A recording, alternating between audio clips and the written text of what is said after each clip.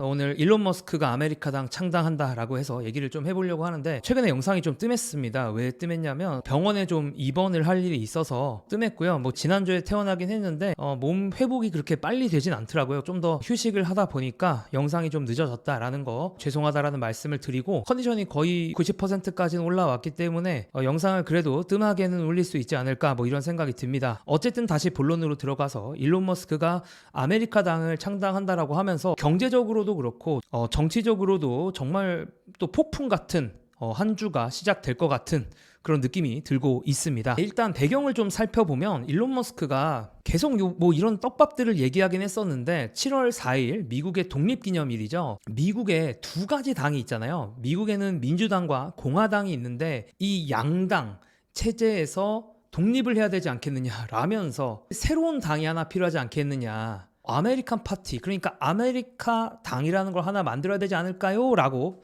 투표를 올렸어요.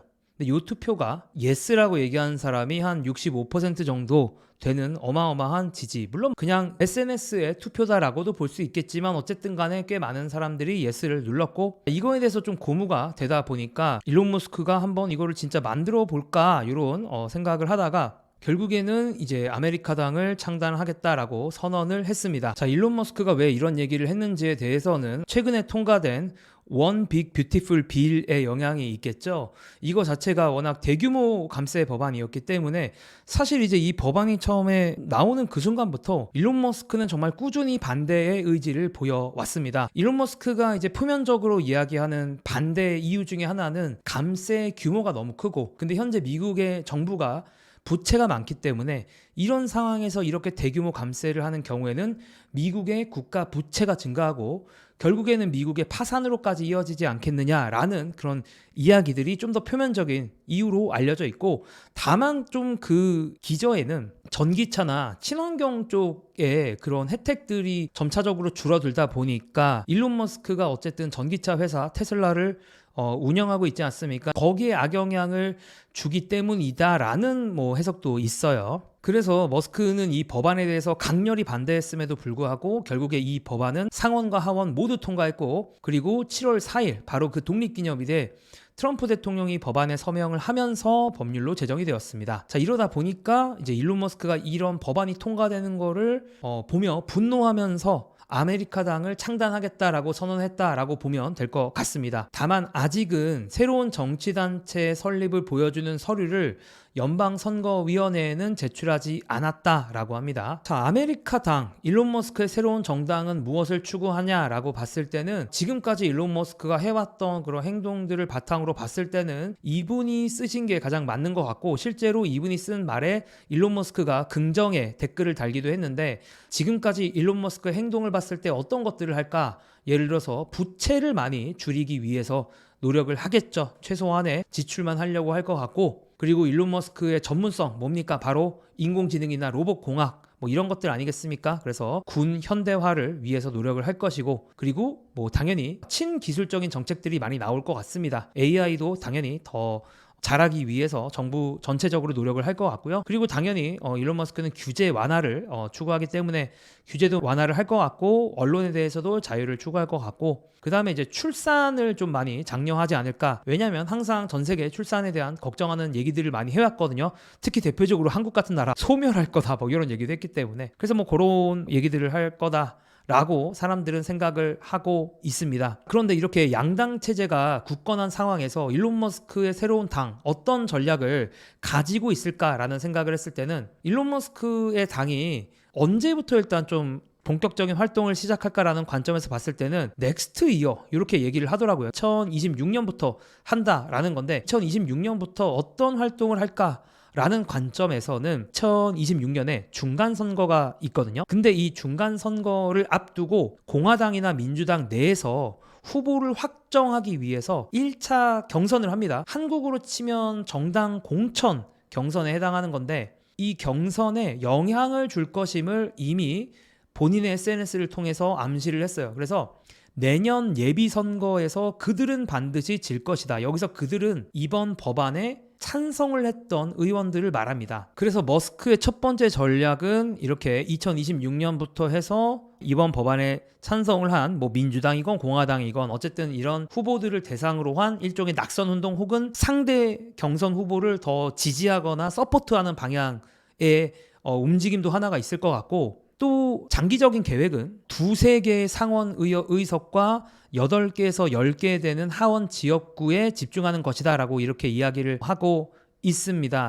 강소 정당을 추구하는 것 같아요. 그러니까 이 절대적인 숫자만 봤을 때는 민주당이나 공화당보다 규모가 작지만 어쨌든 두세 개의 상원 의석 정도만 차지해도 미국에 되게 첨예하게 대립하는 법안이나 어떤 결정 사항들에 대해서는 충분히 캐스팅 보트라고 하죠. 그러니까 실제로 결정을 할 수 있는 그런 집단 정도는 될 수도 있거든요. 그래서 그거를 이제 추구하겠다라는 그런 방향성을 좀 보여줬어요. 근데 아무래도 지금 이렇게 알려진 전략들만을 봤을 때는 충분히 논리는 말이 되는 게, 당장 대규모의 어떤 정당처럼 하는 거는 무리가 있겠지만 일단은 아주 작은 분야부터 선택과 집중을 통해서 공략을 하겠다라는 겁니다. 그래서 뭐 예를 들어서 방금 말씀드렸던 그런 내년에 중간선거를 앞두고 진행되는 예비선거, 프라이머리 같은 경우도 소규모 오히려 선거다 보니까 자금을 쏴줄 때 더 그 자금이 영향을 줄 수도 있고, 또 온라인도 영향을 훨씬 더 줄 수가 있죠. 그래서 선택과 집중, 그리고 또 중장기적으로는 두세 개의 상원의원, 8개의 뭐 8개에서 10개 사이의 하원의원 자리에 집중한다는 것 자체도 캐스팅 보트가 되겠다라는 거죠. 전체에 실제로 결정을 내릴 수 있는 그런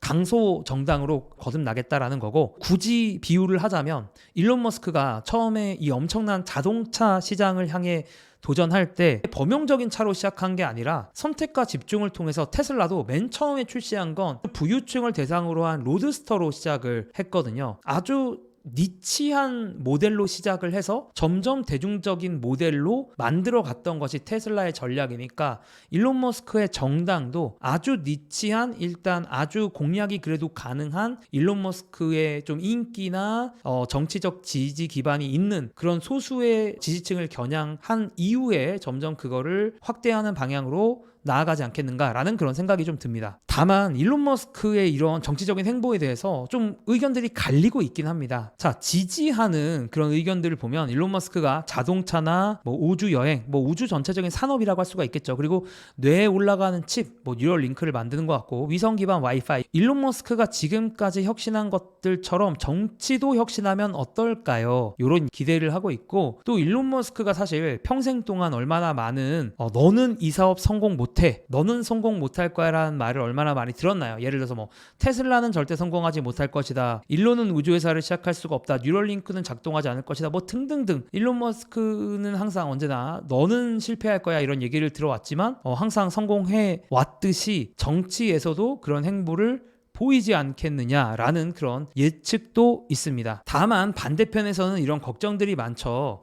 기업을 경영하는 것과 정치를 하는 것은 완전히 다른데 일론이 원래 자신이 잘하는 분야에 집중해야 되는 거 아니냐라는 의견들도 당연히 존재하고요. 그래서 과거에 좀 의미 있는 성과를 이뤘던 미국의 제3정당들을 찾아보긴 했는데, 확실히 가장 일찍 가봤자 1992년 정도더라고요. 1992년에 득표율을 18.9% 정도 받았던 적이 있기는 하고, 어쨌든 지난 100년간 봤을 때 아주 많지는 않습니다. 의미 있는 성과를 이뤘던 미국의 제3정당이 그렇게 많지는 않기 때문에 일론 머스크의 도전이 그렇게 만만하지는 않다라는 생각이 당연히 들고요. 또한 문제는 이렇게 일론 머스크가 정당의 시작을 알렸기 때문에 트럼프가 과연 이 상황을 가만히 두고 보진 않겠죠. 추방할 수도 있다, 뭐 이런 식의 이야기도 했었는데 트럼프가 당연히 가만히 있지 않을 것이고, 그런 상황에서는 정권과 대적하게 될 텐데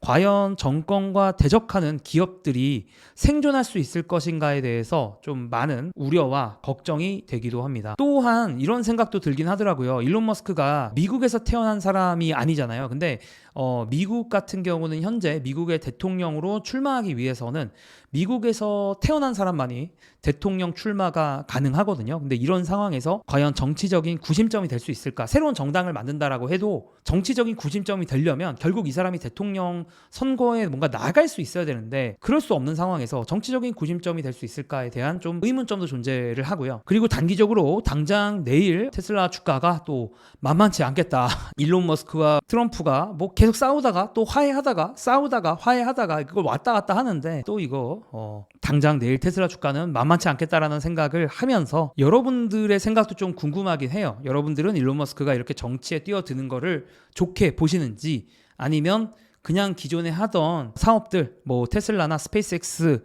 뭐 X에 집중하는 게 좋겠다라고 생각을 하시는지 여러분들의 의견도 댓글로 좀 달아주시면 좋을 것 같고요. 자, 그 외에도 저는 투자와 관련된 블로그 그리고 투자와 관련된 인스타그램 하고 있습니다. 제 블로그와 인스타그램 주소는 고정 댓글 혹은 설명란에 있으니까 참고해 주시면 되겠습니다. 감사합니다.